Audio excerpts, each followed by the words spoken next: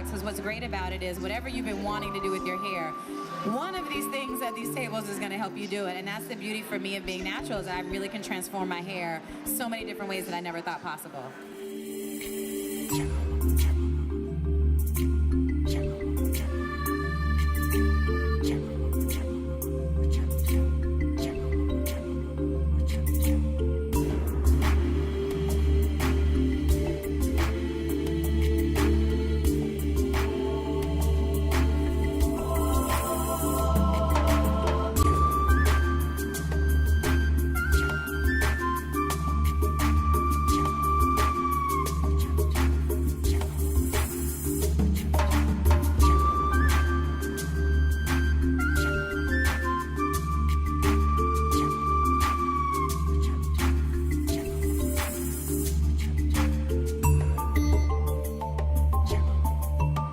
If you're a true hairnista, you're someone that's fearless. You like to try new things because your hair is your way that you express yourselves.